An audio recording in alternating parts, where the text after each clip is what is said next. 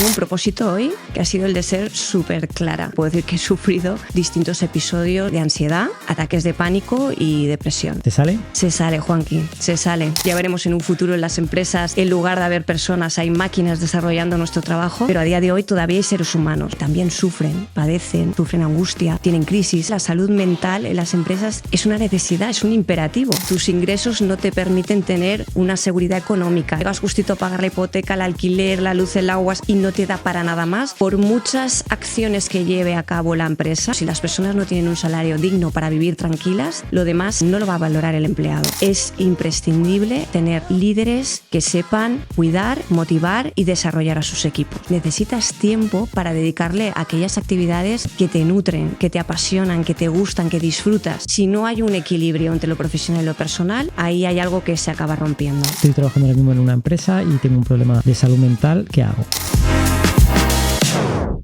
Bienvenidas y bienvenidos a la comunidad Changemakers, el nuevo podcast de Acuerda en el que descubriremos juntos las claves del cambio.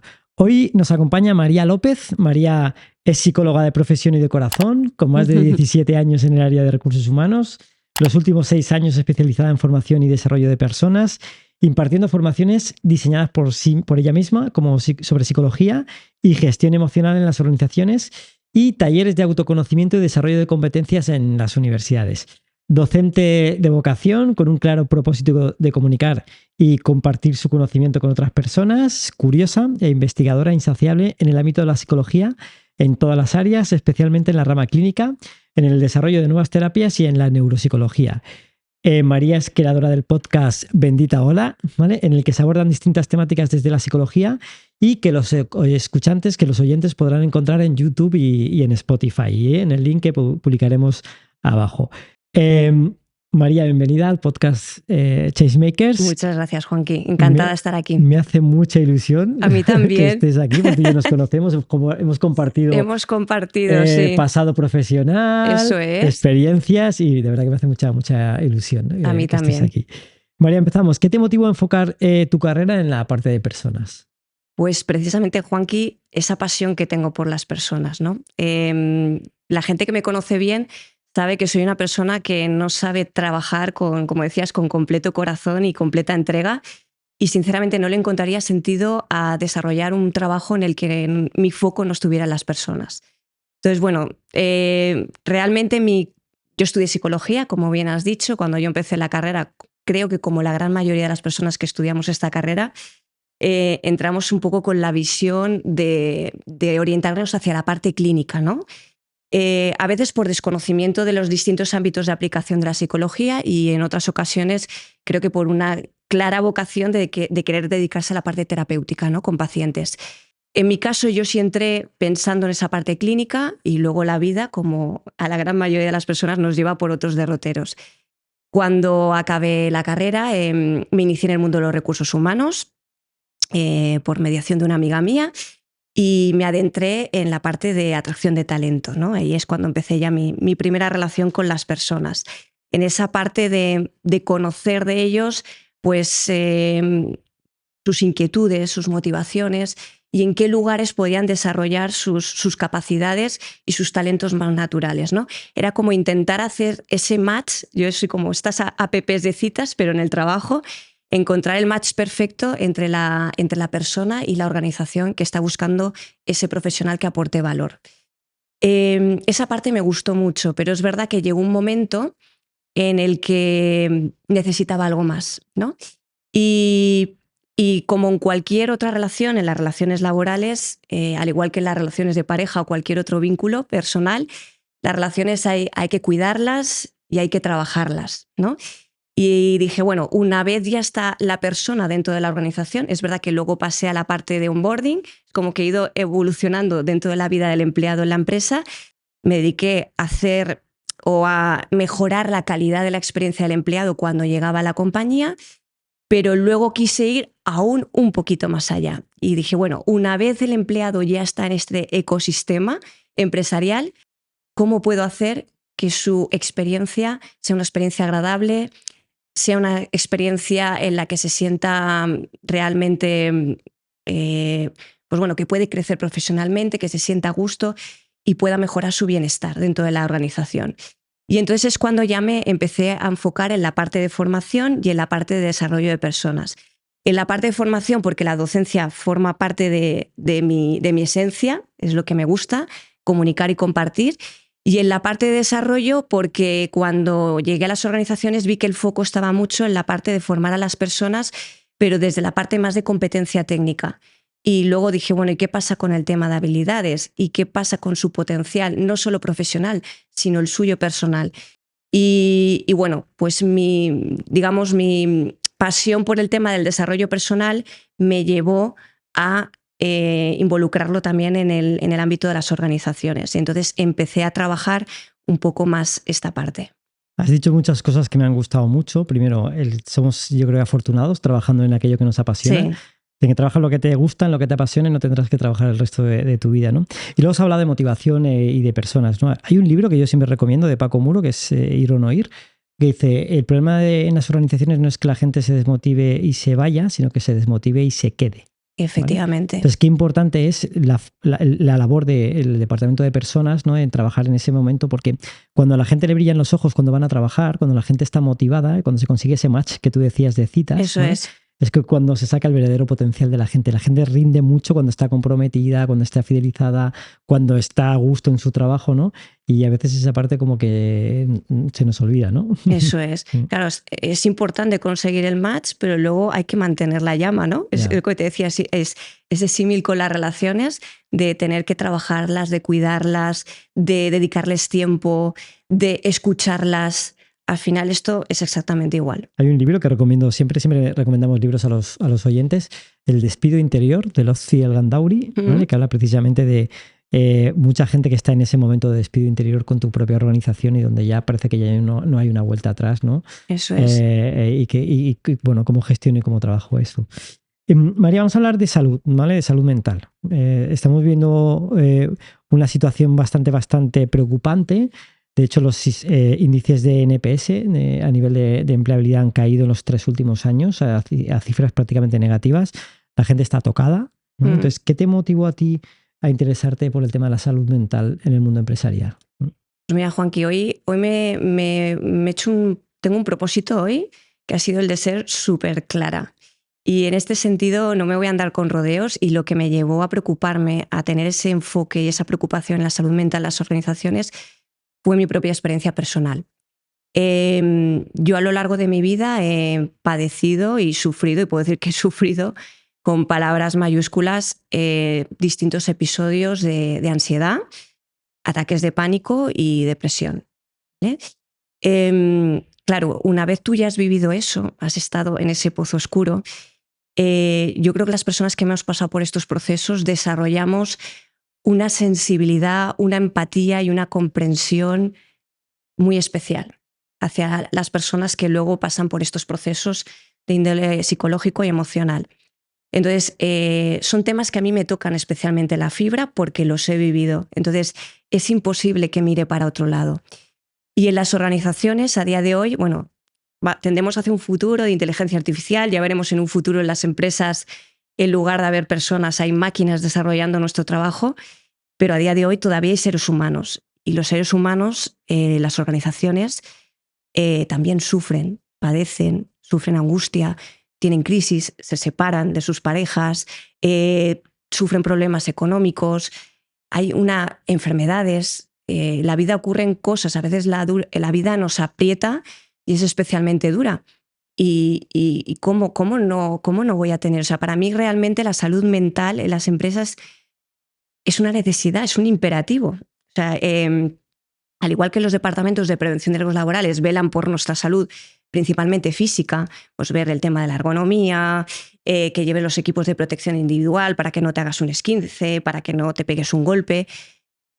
¿Cómo vamos a obviar que también ocurren problemas de índole psicológico, que la gente necesita ese apoyo?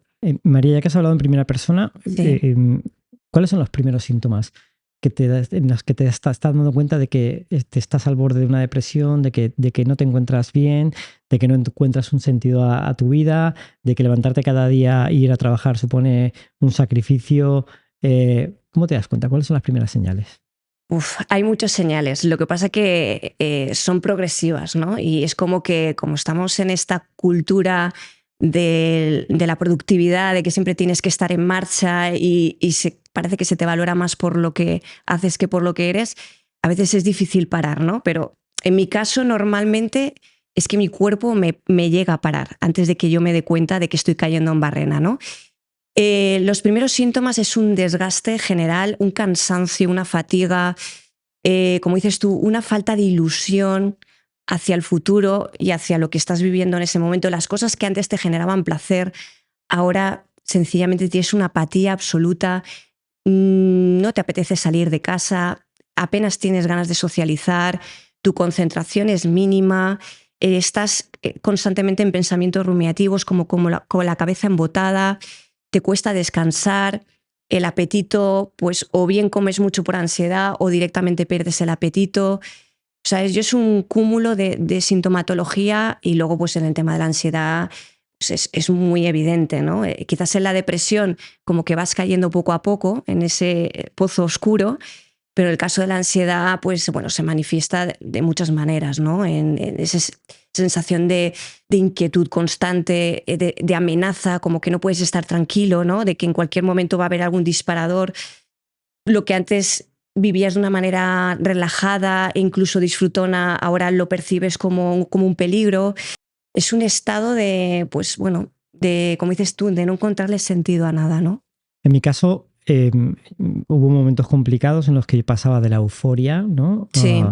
A de repente la apatía, la tristeza, de nuevo otra vez la euforia y decía algo no va bien, ¿no? Eso es. Y la señal de alarma fue un día estar en el sofá y decir, no me puedo levantar. No me puedo levantar físicamente, o sea, no tengo fuerza suficiente para levantarme del sofá. Esa es la palabra, Juanqui, no tener fuerzas. No. Esa es la palabra, cuando te sientes devastado, es decir, es que no me siento con ánimo de levantarme y de ducharme y de ponerme en marcha y de coger el coche. O sea, se te hace todo un mundo. ¿Te sale? Se sale, Juanqui, se sale. Y mira que yo he estado en momentos en tener serias dudas de que iba a salir de ese pozo, ¿no? Pero creo que con las herramientas necesarias se sale, por supuesto. Hay que pedir ayuda, ¿no? Hay que levantar la mano. Hay que pedir ayuda, sí. A veces cuesta, por lo que te digo que a veces pensamos, y yo en mi caso, fíjate, yo decía, soy psicóloga, estoy dando talleres de inteligencia emocional, ¿cómo voy a pedir ayuda? Yo sí, yo tengo las herramientas, ¿no? Somos seres humanos y todos en algún momento podemos caer. Sí, sí. Llevándolo al tema y al terreno profesional y al área de personas y la parte de talento, ¿vale? A nivel de organización, ¿cuáles son las principales causas de estrés y ansiedad en los equipos? Pues mira, cogiendo un poco como modelo la pirámide de Maslow, no sé si la conoces, voy a empezar desde los básicos hasta las causas un poco más trascendentales, ¿no? O esenciales de cualquier persona. En los básicos yo pondría aquellos trabajos en los que no hay una seguridad financiera, es decir, que tus ingresos no te permiten tener una seguridad económica, en la que llegas justito a final de mes o llegas justito a pagar la hipoteca, el alquiler, la luz, el agua y no te da para nada más. Y al final las personas también necesitamos vivir un poco. Entonces, por muchas acciones que lleve a cabo la empresa, y esto es una realidad, porque cada vez intentamos emplear más cosas en nuestra propuesta de valor, pero si las personas no tienen un salario digno para vivir tranquilas, lo demás no lo va a valorar el empleado. Eso empezando por las cosas básicas. Por otro lado, diría también la carga de trabajo. Si la carga de trabajo no es proporcional, pues bueno, la persona va a llegar a un burnout increíble porque, oye, todos tenemos unas capacidades, pero llega un momento que si la carga de trabajo es mayor y no nos permite tener un equilibrio, y eso enlaza con la siguiente que iba a decir, la conciliación con nuestra vida personal, ya no digo familiar, pues sé que no tengas familia, pero oye, necesitas tiempo para dedicarle a aquellas actividades que te nutren, que te apasionan, que te gustan, que disfrutas. Si no hay un equilibrio entre lo profesional y lo personal, ahí hay algo que se acaba rompiendo, ¿vale? Por otra parte, te diría también el liderazgo, ¿vale? Y eso es algo que estamos trabajando mucho en mi organización. Es imprescindible tener líderes que sepan cuidar, motivar y desarrollar a sus equipos, ¿vale? Y para ello ese primer trabajo tienes que hacerlo con los líderes, porque los líderes al final son personas también, y nosotros lo que hemos hecho es empezar por programas o itinerarios de desarrollo que les lleven a ellos a desarrollar sus propias capacidades. Primero, autoconocerse a ellos bien y autocuidarse, autorrespetarse y automotivarse ellos para luego poder ser un referente para aquellos colaboradores que tienen en sus equipos. Entonces, es imprescindible que esos líderes sepan crear un entorno de contención o que digo yo de seguridad psicológica en la que las personas puedan ser ellas mismas, expresarse libremente, abiertamente, de forma honesta y que la gente se sienta a gusto en el entorno de trabajo. Enlaza con la siguiente que quería decir, que es el ambiente laboral. En eso no solo influye el líder, pero sí que el líder puede ayudar a co-crear ese ecosistema, ¿no? De un entorno amable en la que las personas se sientan a gusto. Entonces, por mucho que tengas un buen puesto de trabajo, te gusten tus funciones, la empresa tenga una propuesta de valor en la que tengas una serie de beneficios sociales increíbles, si el ambiente de trabajo es un entorno hostil, no vas a tener ganas de ir allí, ¿vale? Entonces, esa parte relacional también es fundamental. Y yéndome ya al vértice de la pirámide, yo enlazaría con la parte de que realmente encuentres a tu trabajo un sentido, un propósito. Porque no todo el mundo lo necesita, también tengo que decirlo, Juanqui, porque últimamente se nos ha ido la cabeza con eso de que tienes que hacer de tu pasión tu profesión o de tu... bueno, a ver, no nos volvamos locos. Hay gente que va a trabajar, sabe que ese trabajo tiene una funcionalidad que es tener unos ingresos para luego, en su tiempo libre, poder desarrollar todas esas cosas que le apasionan. Y está realmente bien. Lícito. Lo digo porque tengo muchas compañeras que trabajan en el mundo de la clínica y dicen, María, no sabes la cantidad de personas que estoy recibiendo en consulta con un nivel de frustración altísimo porque se están cuestionando de una manera el trabajo que tienen, que siempre les ha encantado, pero es que quizás lo mío es la fotografía y y no todo el mundo sirve para ser emprendedor.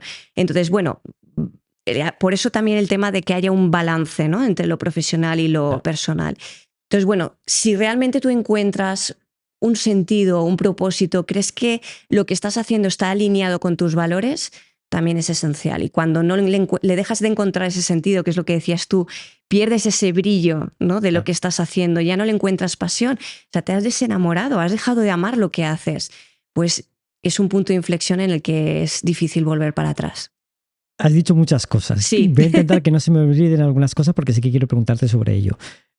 Volvemos a la pirámide de Maslow y las necesidades higiénicas, y uno de ellos es el tema de los ingresos, ¿no? Eso es. Si no soy capaz de cubrir mis ingresos financieros, ¿vale?, seguramente me llevará a ese estado de ansiedad, etcétera. Ahí las empresas pueden hacer mucho, ¿no? Porque sí que es cierto que no tenemos el futuro para predecir qué va a pasar, ¿vale?, pero sí que puedo dar información sobre los tipos de contratos, sobre las posibilidades que hay dentro de la organización, etcétera, ¿no? Eso. Y a veces no somos conscientes de lo importante que es para una persona, ¿vale?, tener un horizonte temporal, aunque sea temporal, de 12 meses o de 6 meses o de un año o de un año y medio, ¿no? Pero saber lo que va a pasar, ¿vale? Porque eso seguramente me dará garantía, ¿vale? Luego se habla mucho de liderazgo, ¿vale?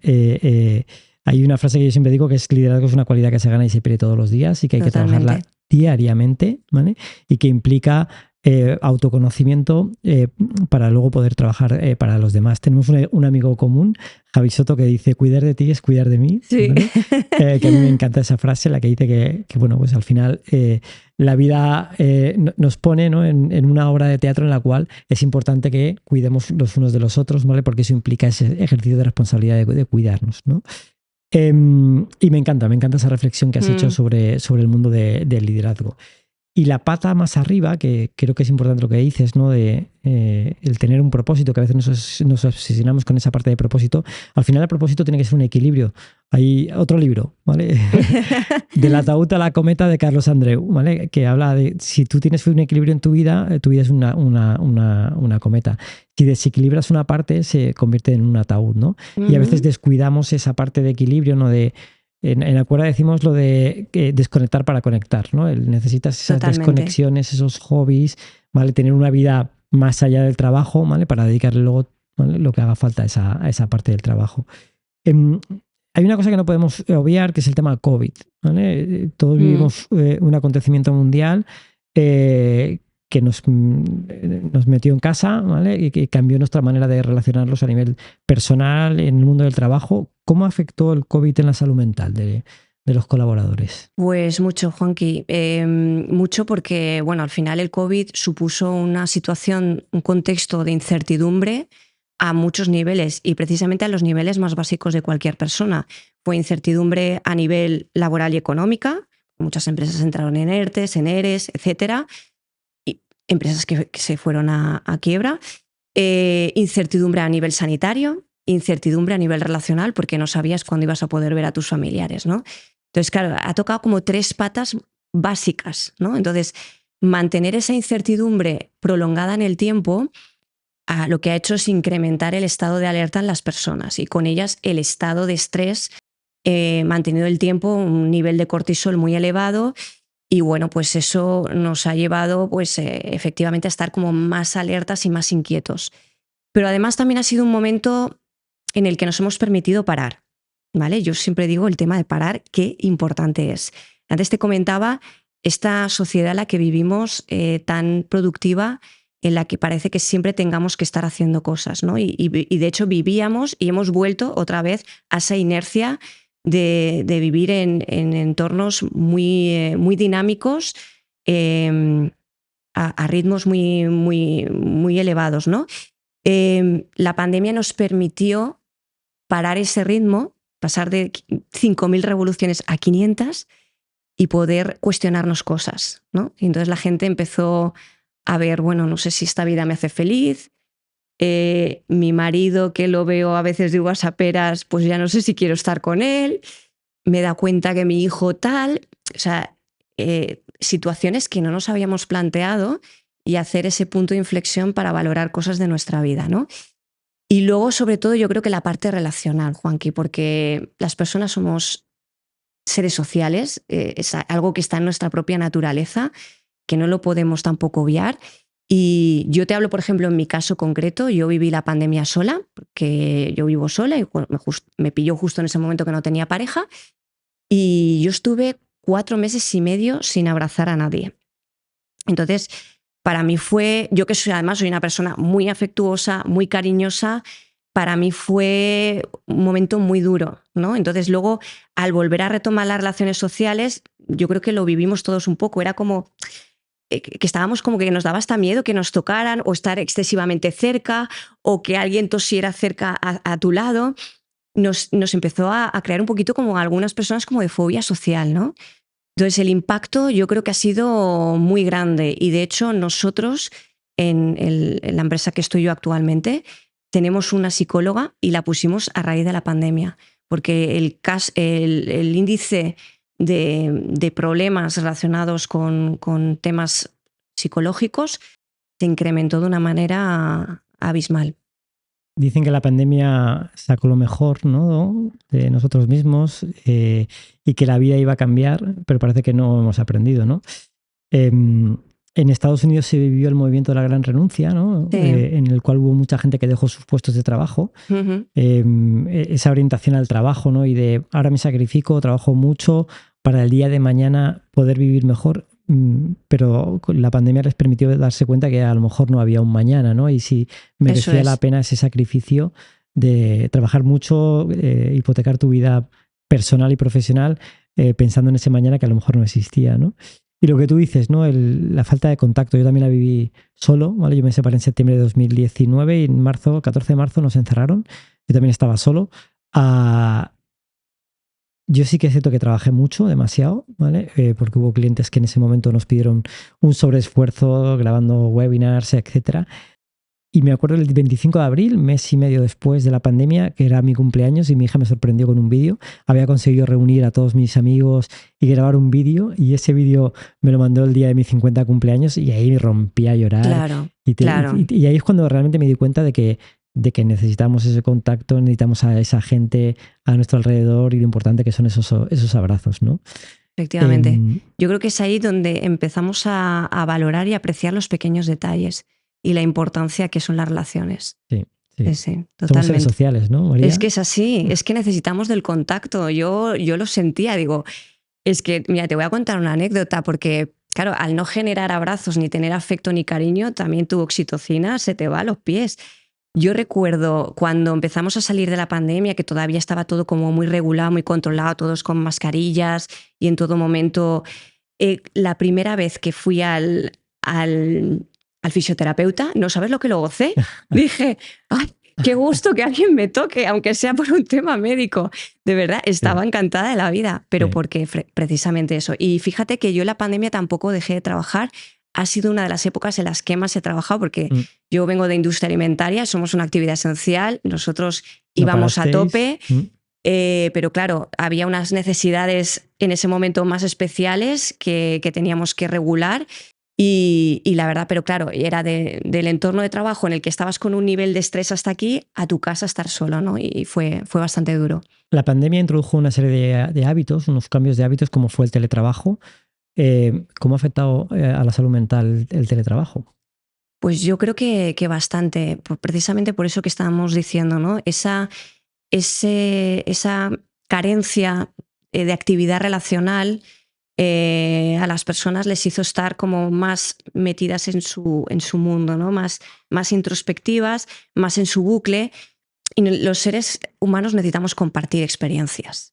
Entonces, al que estaba siempre en casa, pues siempre con su pareja o con sus hijos o solo, en su mood constantemente y fíjate que lo que te decía de los detalles, ese detallito de ir a la oficina y decir, oye, qué vestido más bonito llevas hoy, oye, pues me encanta. O bueno, ¿y qué tal? ¿Cómo has pasado el fin de semana? Oye, ¿y tú cómo has vivido esto? ¿Cómo lo ves? O mira, ha venido fulanito y me ha comentado esto. A pasar a las pantallas, a los Teams, a los Zoom, que sí, que al final seguíamos manteniendo de alguna manera las relaciones sociales, pero ese tocar, ese calorcito que digo yo de estar cerca de la gente, eso lo hemos notado muchísimo, Juanqui.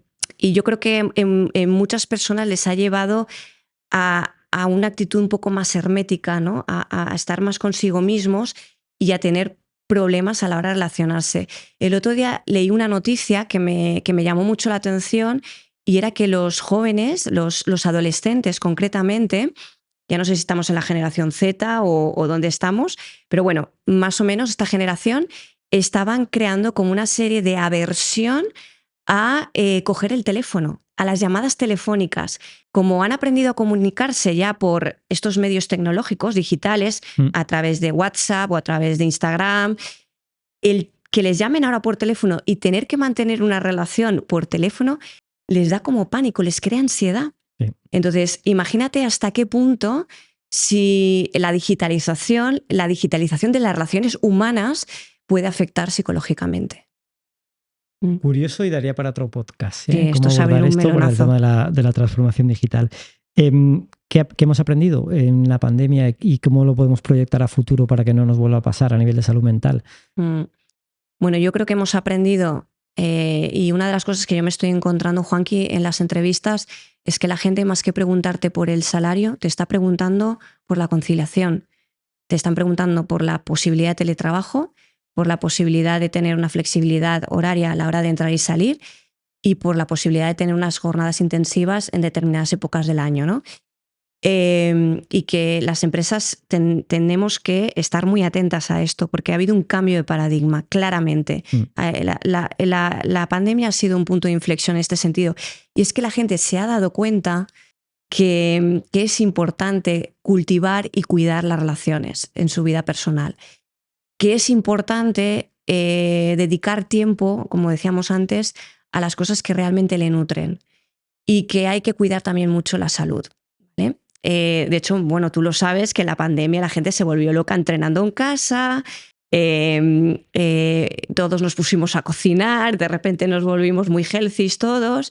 Y es que verdaderamente, si uno no se encuentra bien, Juanqui, con la vida que tenemos, en que vivimos en un entorno que sigue siendo, aunque hemos vuelto a una relativa normalidad, pero hemos aprendido a raíz de la pandemia que en cualquier momento las cosas pueden cambiar, ¿no? Entonces, lo importante para enfrentarse a esta vida, que a veces es competitiva, que es dura, que es un ritmo frenético el que llevamos, lo principal es que tú te encuentres bien.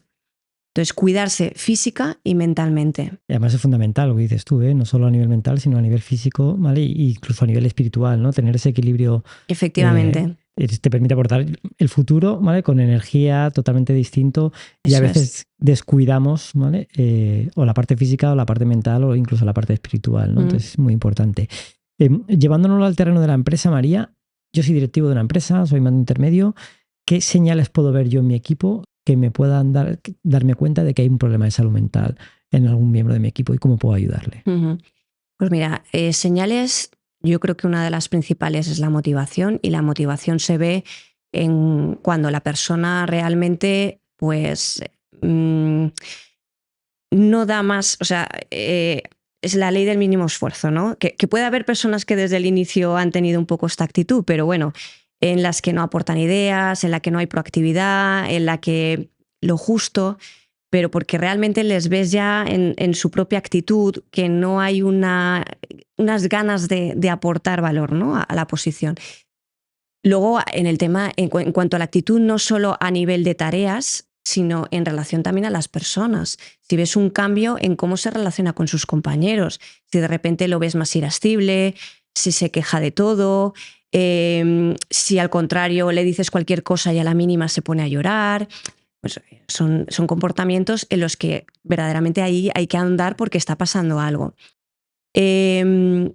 También yo creo que hay un tema básico, pues por ejemplo, también a nivel físico, o la persona vemos que está excesivamente cansada, que está muy fatigada, o bien porque no está durmiendo bien, o vemos que esa persona ha experimentado un cambio de peso importante, o bien porque ha ganado mucho peso o porque ha tenido una pérdida de peso muy importante. Temas de concentración, porque comete muchos fallos. O sea, yo creo que hay muchos indicadores que son clave para detectar que una persona puede estar padeciendo algún problema de salud mental. Qué importante ahí es no hacer juicios, ¿vale? Porque es muy sencillo y muy fácil entrar enseguida en la crítica. Es que ya no rinde igual, es que ya no es el mismo, que ya no es la misma, ¿vale? Entonces no enjuiciar y preguntar. ¿no? Preguntar. Es básico, Juan, que era lo siguiente que te iba a decir. Necesitas conocer bien a tus equipos para detectar esos matices de cuando algo ya no va bien. Si no conoces bien a tu equipo, porque he hablado de temas de motivación, pero es que no a todas las personas nos motiva lo mismo. Entonces, si ves que lo que motivaba a esa persona ya deja de causarle pues entusiasmo, pues bueno, vamos a ver, a detectar qué está pasando ahí y preguntemos lo que decías tú, no establezcamos juicios de valor, ¿no? Que es a lo que tendemos normalmente casi todas las personas. Un líder tiene que hacer de coach, ¿no? También. Sí, mucho coaching, mucho. Sí. Y como organización, ¿qué medidas puedo poner yo para intentar anticiparme a lo que pueda pasar en mi organización, fomentar ese liderazgo en mis equipos y en mis mandos intermedios para que estén muy pendientes de eso? Porque es un problema gravísimo que hay, que lo tenemos ahí y que en muchas organizaciones ya ha estallado, ¿vale? Y que yo creo que desde el Departamento de Personas y Talento hay cosas que se pueden hacer, ¿no? ¿Qué se puede hacer? Se pueden hacer muchas cosas, Juanqui. Yo te voy a hablar de algunas de las que hemos implementado en mi empresa y que creo que están funcionando muy bien.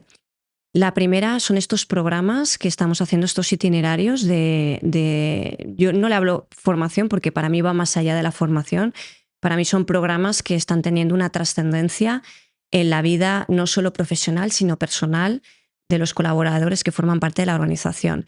Son programas que invitan al autoconocimiento y a desarrollar estrategias de gestión emocional y de autorregulación emocional que les ayuden no solo en la parcela profesional, sino también en la personal, porque al final las personas no podemos desligar una de otra.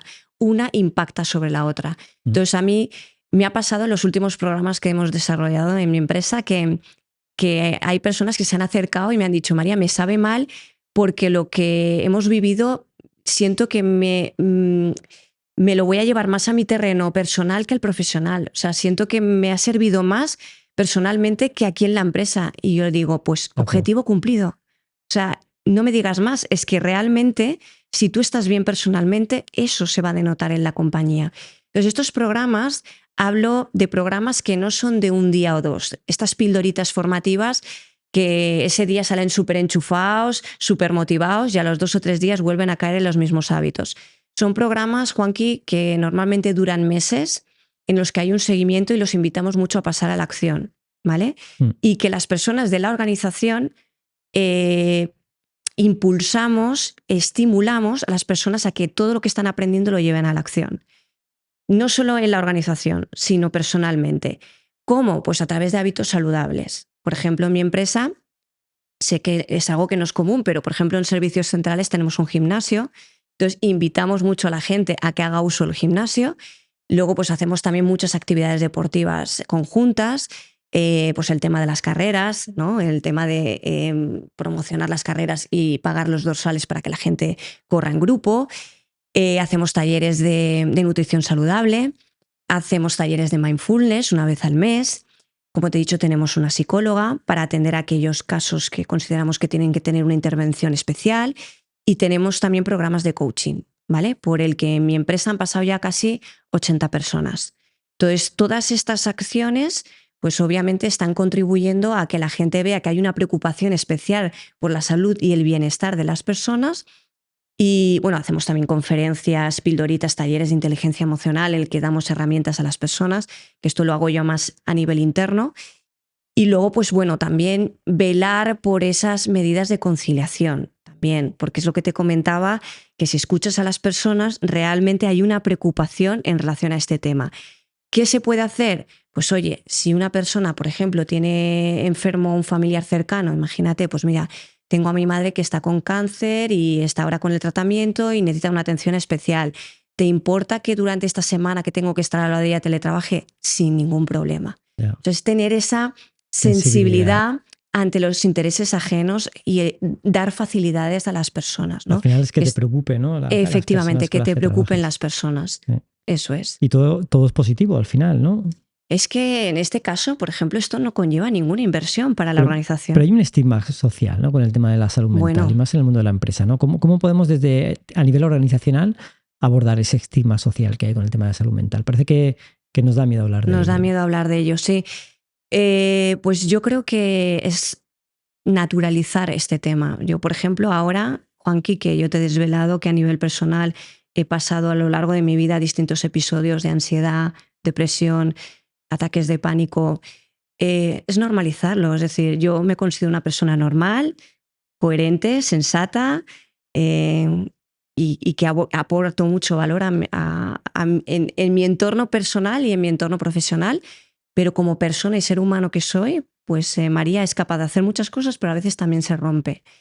Y yo he sido la primera persona que he tenido que romper ese estigma, Juanqui, porque yo cuando estuve de baja, sobre todo cuando estás con depresión, estos sentimientos de culpa, de vergüenza, de querer esconderte, de no contar lo que te está pasando. Y más cuando trabajas en recursos humanos. Claro, cuando ¿no? trabajas en recursos humanos, tú además eres la persona que está haciendo todas estas labores por trabajar la salud mental, que además tú misma has hecho y has impartido talleres de inteligencia emocional.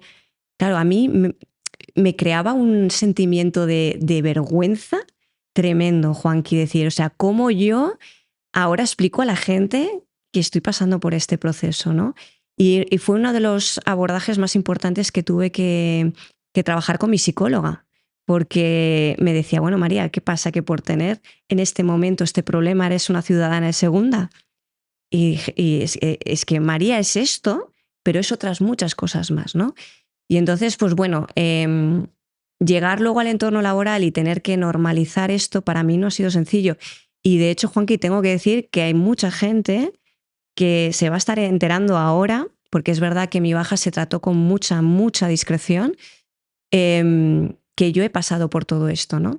Y yo ahora pues estoy intentando, a través de mi propia experiencia personal, romper, como dices tú, este estigma y tratar con naturalidad todos estos problemas que están sucediendo de salud mental en la organización.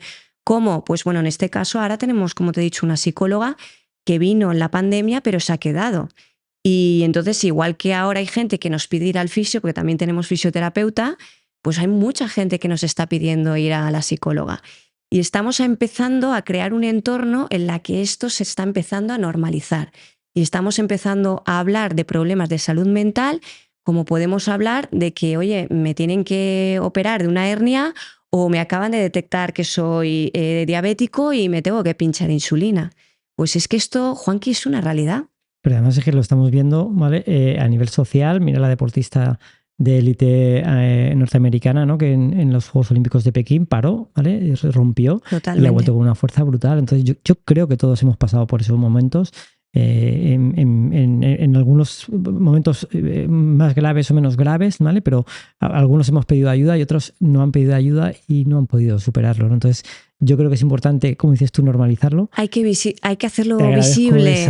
esa honestidad por tu parte, ¿vale? De haberlo reconocido aquí con nosotros, porque para muchos puede haber una llave o una salida, ¿vale? Pero para otros no la hubo. ¿Vale? Efectivamente. Y yo creo que, bueno, mirar el índice de suicidios, cómo está aumentando, y yo creo que hay una solución para casi todo, ¿no? Hay solución, pero como tú dices, Juanqui, hay que saber pedir ayuda. Yeah. Tener una buena red de familia, amigos, es fundamental, que te apoyen en este proceso. Para eso tienes que verbalizarlo. Y luego hay ayuda profesional. Yo, insto a todas las personas que tengan la más mínima duda de que pidan ayuda si se encuentran en ese bucle en el que, por muchas acciones que lleven a cabo, no son capaces de salir de ahí. Yeah. Yo creo que tiene que haber un cambio a nivel social que ya se está dando, ¿vale?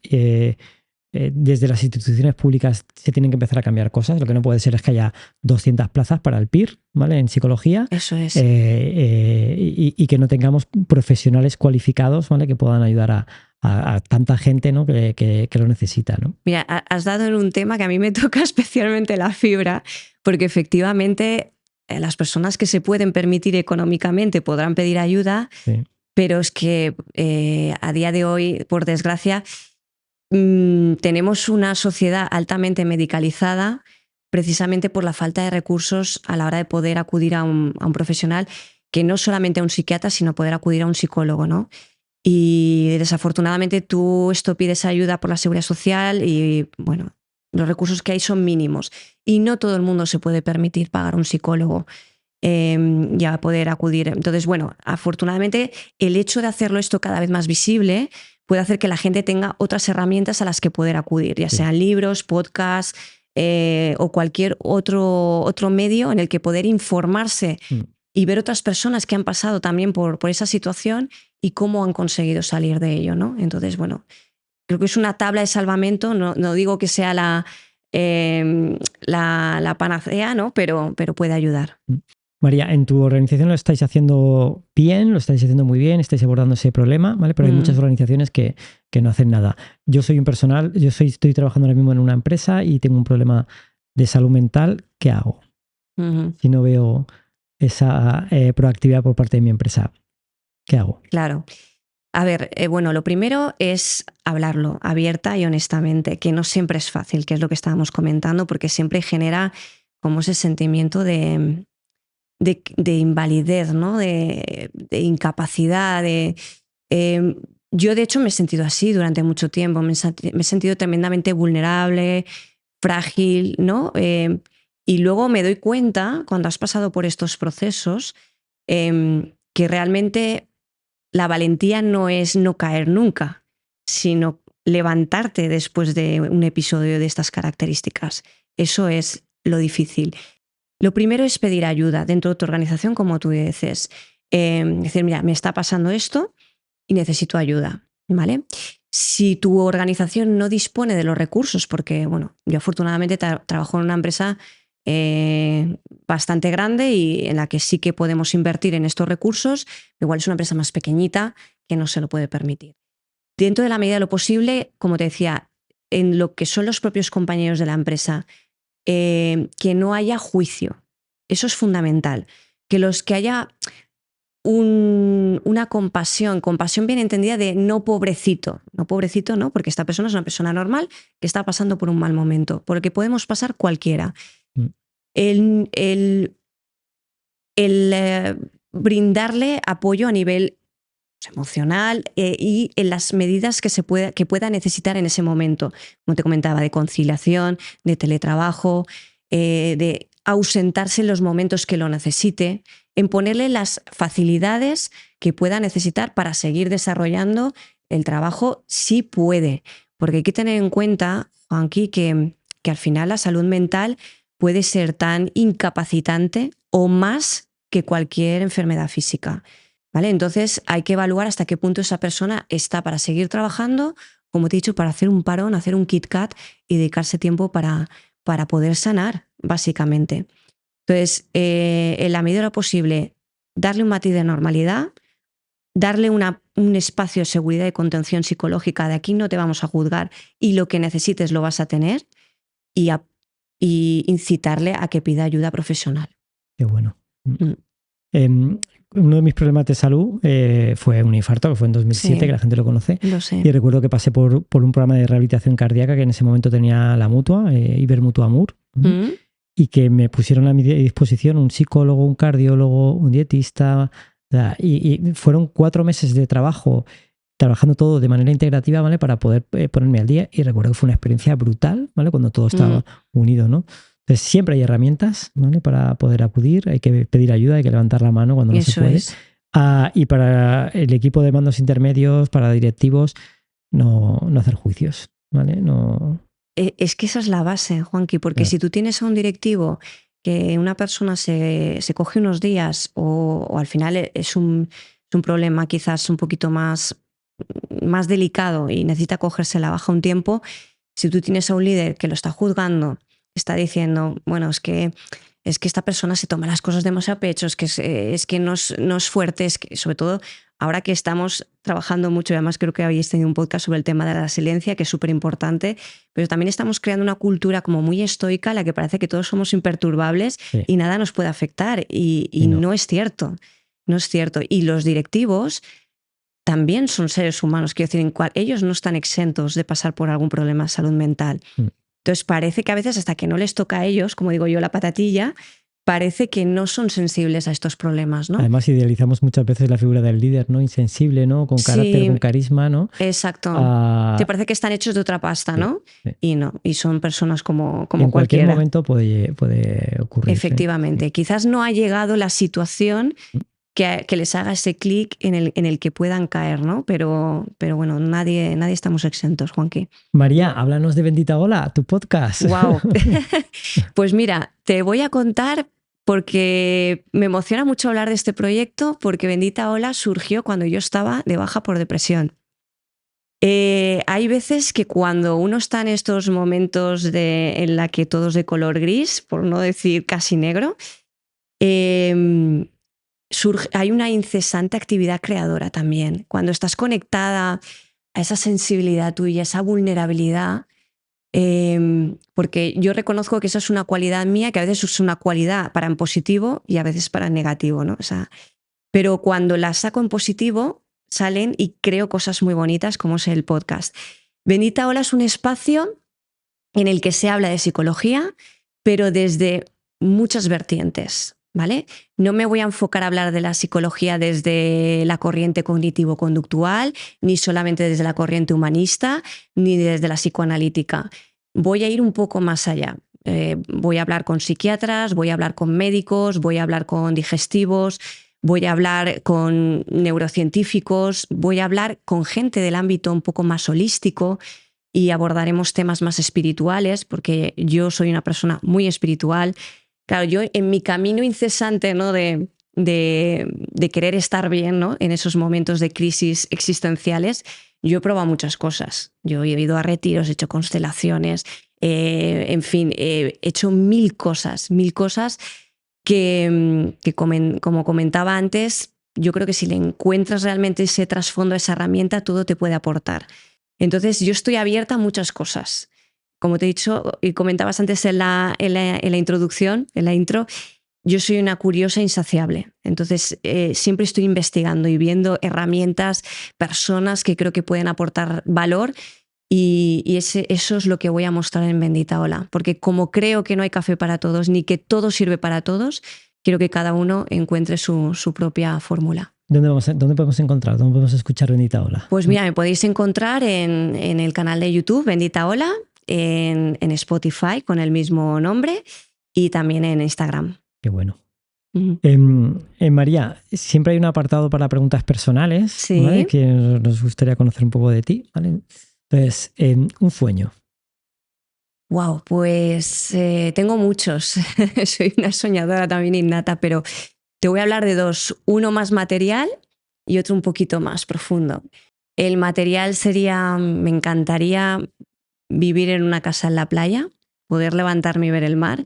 Creo que no es nada original, pero es así. Yo además he cogido la rutina a raíz de este último proceso que tuve, bueno, y sigo mi proceso, meditar por las mañanas y por las noches y me encantaría poder hacerlo al lado del mar. Sería un sueño.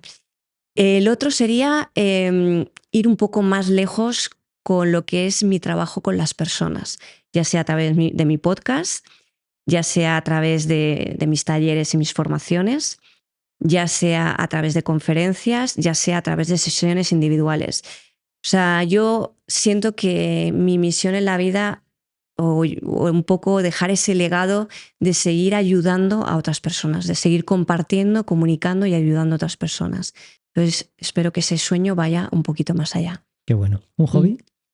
Pues en hobby, te diría que el senderismo, pero te diría que cualquier actividad que esté relacionada con la naturaleza, ya sea la montaña o playa, en kayak, hacer el paddle surf, probar, que he intentado probar también el tema de la escalada, que eso ya es otro nivel, pero ahí estoy. O sea, cualquier actividad que se realice en la naturaleza me encanta, pero bueno, el senderismo es una de las cosas que más me gusta.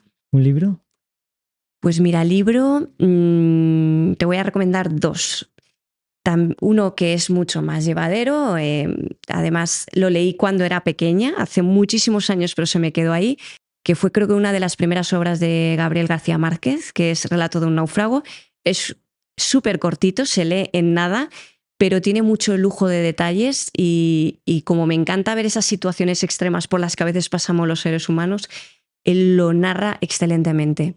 Y el segundo es con el que estoy actualmente y que me ha ayudado muchísimo, que es El proceso de la presencia de Michael Brown, que no es un libro de literatura al uso de leer, sino es un libro de llevar a cabo. Sí. De acción, ¿no? De acción, efectivamente. Y que si lo llevas a término, te puede cambiar la vida, literalmente. Hay libros, ¿no?, que entran en tu vida y que te cambian la vida, ¿no? Sí, efectivamente. Un viaje, María. Pues mira, un viaje, yo soy muy viajera, esta me cuesta porque tengo como muchos en la lista, pero yo diría que o bien Islandia o Noruega, pero por el tema de ver auroras boreales. Bueno. Estoy obsesionada con verlas. Y como hablo tanto de ellas, mi algoritmo de Instagram no para de mostrarme reels sobre auroras boreales. Es una pasada. Yo tengo uno de esos sueños y como yo siempre necesito visualizar para ir haciendo cumplir los sueños poco a poco, me acuerdo que me compré un aparatito que reproduce auroras boreales, wow. Lo tengo conectado con Alexa. De hecho, mis hijos se ríen mucho porque yo llego a casa y digo, Alexa, enciende aurora, ¿vale? Y directamente proyecta una aurora boreal encima de mi habitación y es brutal. Es brutal. Ya me conecta con eso. Sí. María, ¿cuál es un secreto que jamás hayas compartido con nadie? Pues la verdad es que soy como un libro abierto, entonces me cuesta encontrar cosas que no haya contado, porque además como dentro de mi proceso he trabajado con profesionales tan dispares de distintas disciplinas, es como que me ha tocado hablar de cosas como muy íntimas. Entonces, que no sepa nadie me cuesta decirte, pero cogiendo el hilo un poco de lo anterior, quizás hablar de mi propio proceso, ¿no? con la depresión. Es algo que durante mucho tiempo lo he guardado para mí misma. Es verdad que no en mi entorno más cercano, pero sí fuera de ese entorno más íntimo me ha costado mucho hablar de ello, ¿no? Era como que sentía una sensación como de vergüenza. Y una vez empecé a romper esa barrera y a reconocerme que sí he pasado por esto, pero que esto no me define, wow, sentimiento de libertad y de paz fue increíble. Qué bueno eso que acabas de decir. He pasado por esto, pero no me define. No me define, efectivamente. Mensaje para la gente que nos está escuchando. Un momento embarazoso, María. Pues mira, te voy a contar uno de mi infancia, porque seguramente hay alguno mucho más reciente, pero es que este se me ha quedado como grabado ahí en la piel. Bueno, tú sabes esos primeros amores de adolescente, ¿no? Bueno, pues yo tengo 2 hermanos mayores. Mi hermano el mediano tenía un amigo que lo sigo recordando, de esos amores platónicos, que se te acelera el pulso cuando los ves. se llamaba Óscar. Mi hermano se está enterando ahora, que lo sepas. Además jugaba waterpolo. Bueno, era un chico increíble. Yo estaba enamoradísima de él.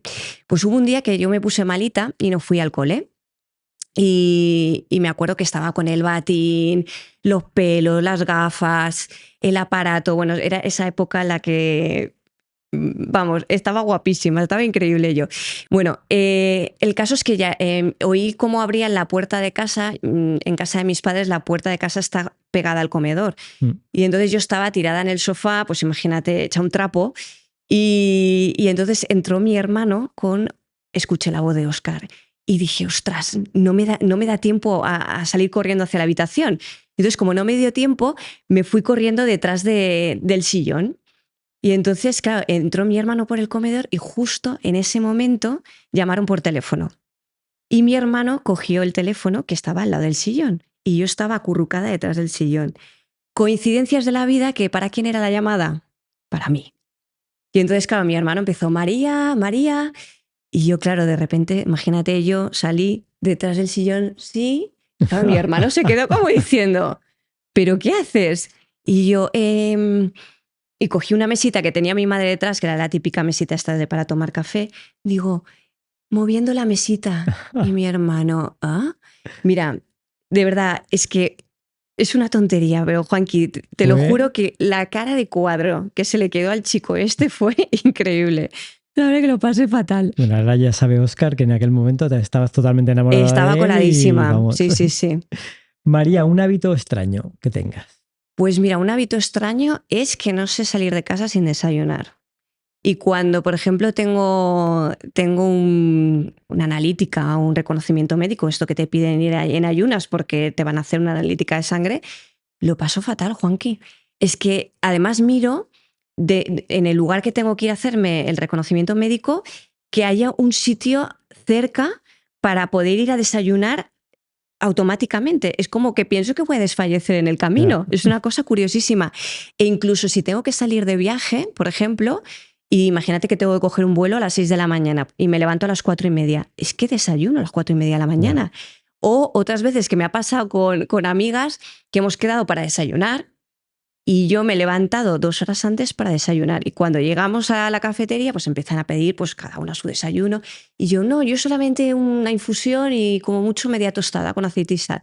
Pero, mi María, ¿no vas a desayunar nada más? Digo, es que yo he desayunado. Pero ¿para qué desayunas? Hemos quedado para desayunar. Es que es una manía, no sé por qué, pero es que necesito salir de casa desayunadita. Qué bueno. Lo más atrevido que has hecho. Pues depende para quién. Puede ser atrevida o no. En mi caso sí que fue un punto de mi vida en el que me atreví a hacerlo y ahora no he dejado de hacerlo, que es el viajar con personas que no conozco.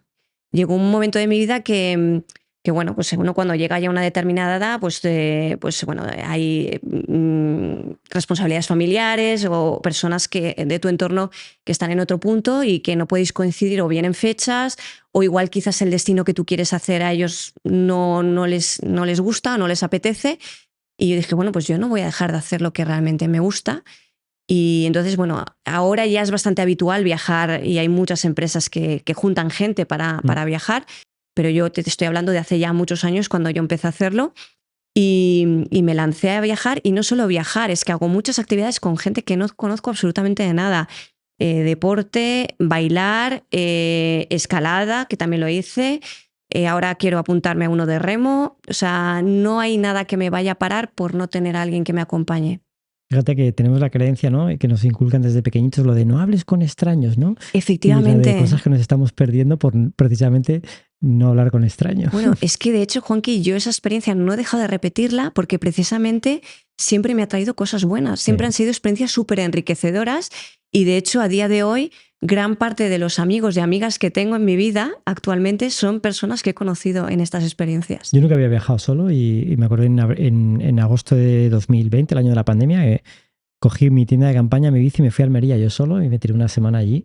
Y fue uno de los mejores viajes que he hecho. Increíble, solo. Sí, totalmente. Porque vas abierto a conocer otra gente y la verdad es que funciona muy bien, porque cuando vas y viajas con tus amigos, con gente que ya conoces, es como que no te abres, ¿no? A nuevas relaciones, no nuevas te experiencias. abres, acabas más o menos hablando siempre de los mismos temas. Sí.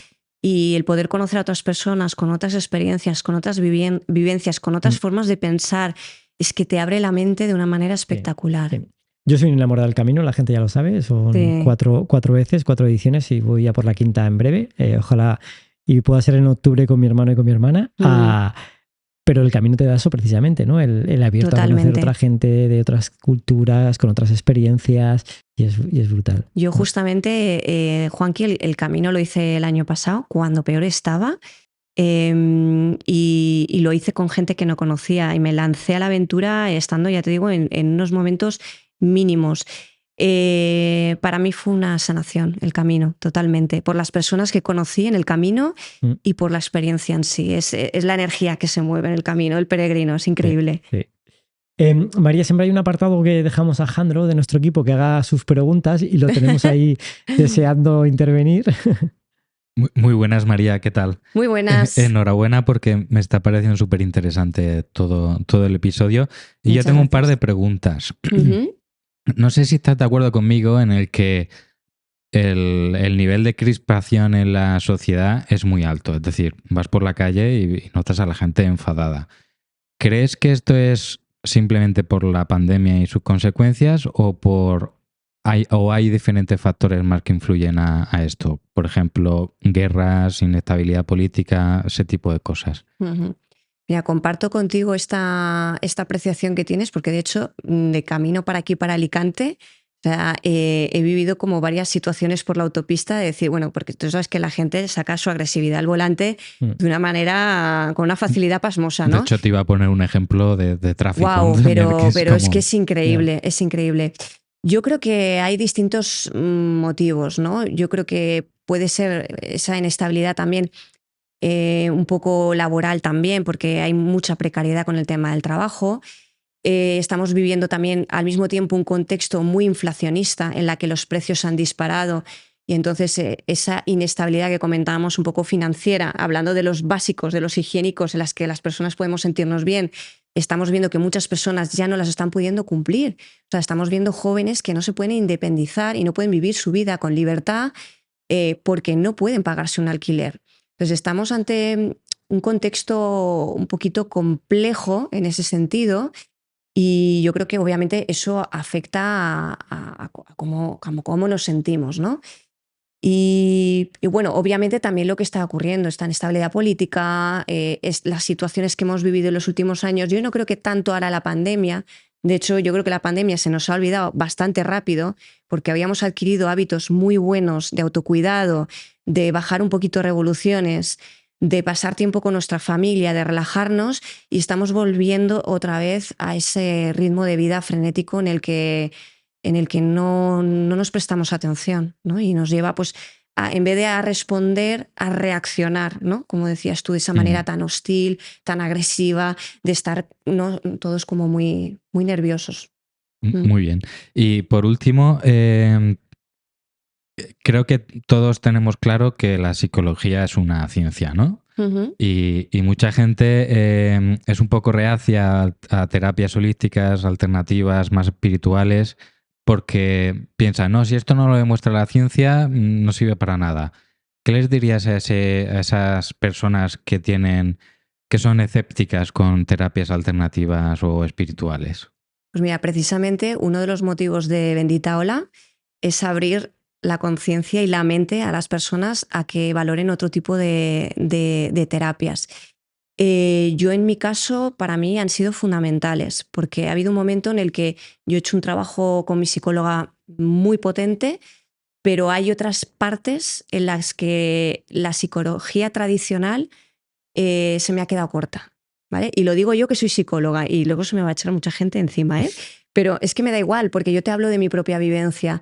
Por ejemplo, hay una parte que tiene que ver con la somática del trauma. Yo hablo mucho de esto porque el trauma también no se queda solamente impregnado en nuestra mente a nivel de condicionamientos, y también se queda impregnado en nuestro cuerpo. Y eso va más allá de la mente. Entonces, hay muchas formas de trabajar. Yo ahora, de hecho, estoy trabajando más a nivel de cuerpo. De hecho, quería comentaros una terapia que estoy llevando ahora con un fisioterapeuta. Llevo ya 2 sesiones y todavía no me ha puesto la mano encima. Un fisioterapeuta, ¿eh? hemos hecho meditaciones y ahora estamos trabajando con un sistema que se llama sensibilización central, que es apagar esa huella de pequeños microtraumas que se han quedado grabados en el cerebro y que tienen conexión con esa parte del cuerpo, que no se puede explicar ese dolor o esa dolencia, no se puede explicar físicamente, ¿vale? Y que sí que tiene que ver con una parte más neurológica y que hay que cortar ese circuito, ese sistema. Pues eso no lo puedes cortar solamente yendo a hablar de tus temas, ¿no? Eso se tiene que hablar de una manera mucho más profunda. Por eso creo que es importante seguir investigando otras fórmulas, otras alternativas que conecten contigo y que digan y que te hagan ese pequeño clic. O sea, que para mí la parte espiritual es básica. O sea, que existe una relación, ¿no? También con la psicología, un complemento de... Es un complemento, efectivamente. Es un complemento, porque además es que no puede haber una desconexión entre la mente y el cuerpo.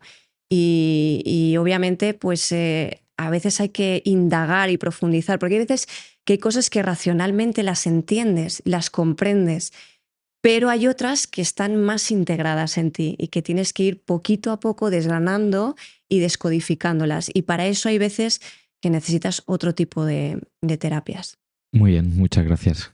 A ti, Jandro. Gracias, Jandro. Yo creo que al final hay un amplio abanico de herramientas y que es bueno conocer por parte de todos, ¿no? Si eres más mental, pues a lo mejor necesitas más terapia tradicional. Eso es. Si eres más espiritual, necesitas herramientas más espirituales. Si eres más físico, necesitas más cuerpo. Lo bueno que tienes es conocer todas esas herramientas y que te ayuden en ese proceso de cambio, ¿no? Así es, así es. Yo precisamente es lo que tú comentabas, como yo decía que no hay café para todos y este es un claro ejemplo. Hay gente que conecta más con esas terapias más holísticas, ¿no? Pero al final yo siempre concibo que la sanación siempre está en tener una visión más integrativa, ¿no?